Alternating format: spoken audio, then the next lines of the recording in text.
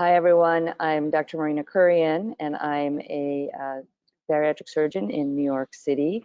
It is my pleasure as a member of the Communications Committee, and as well, I happen to be President-elect of ASMBS, but it is my pleasure to host the 33rd Ifso Journal Club. And our article now is Conversion of One Anastomosis Gastric Bypass to Roux-en-Y Gastric Bypass, Results of a Retrospective Multicenter Study. And we have several authors, but we will be talking to Dr.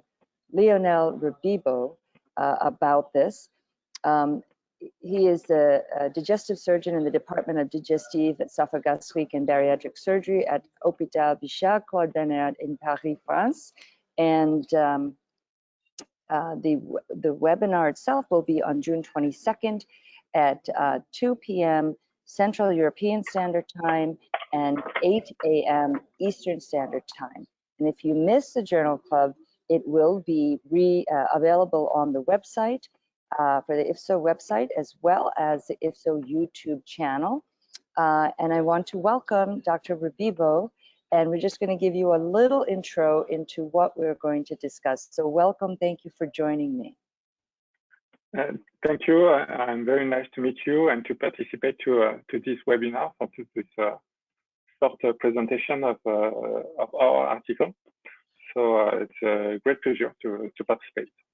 So we're all looking forward to this because OAGB has been increasing in popularity around the world, and as well, it's also just approved by the ASMBS as well, and so we have been doing it as revision in the United States, but we're now going to be able to do it as a primary operation as well.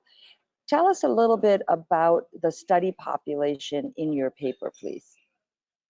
Yeah, so in France, it is a little bit different than in the US.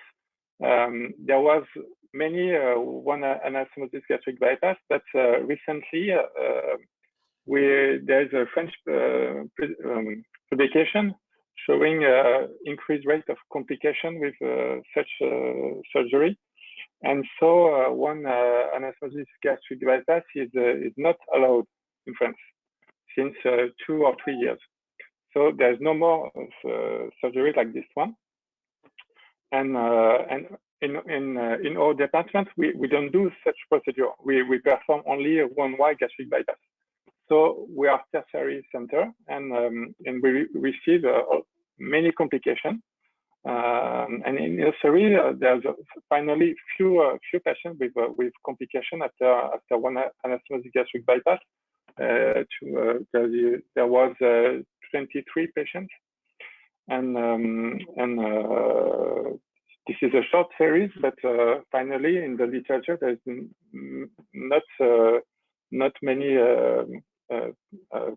patients in all publications. So it's a short series, but we wanted to show what were the indication and for convention, what was the results. So if you can just briefly tell us what some of the indications were. So the most common reason for conversion to a Roux-en-Y gastric bypass was biliary reflux, about 60% of cases. There were some cases also of malnutrition, but finally a few cases. And in our series, there was also 2 cases of early postoperative complication as a leak, with a big leak. So we can do only suture of the leak, and we decided to do a conversion to Roux-en-Y as an emergency procedure. Okay, and okay, so you guys just heard, and this is our teaser to our 1-hour session on June 22nd.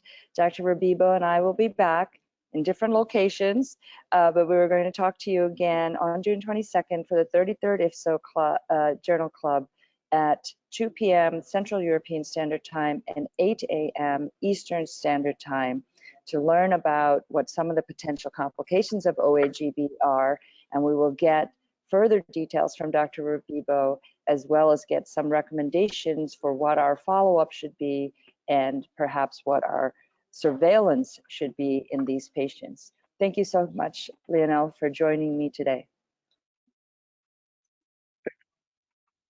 Thank you very much. Great pleasure.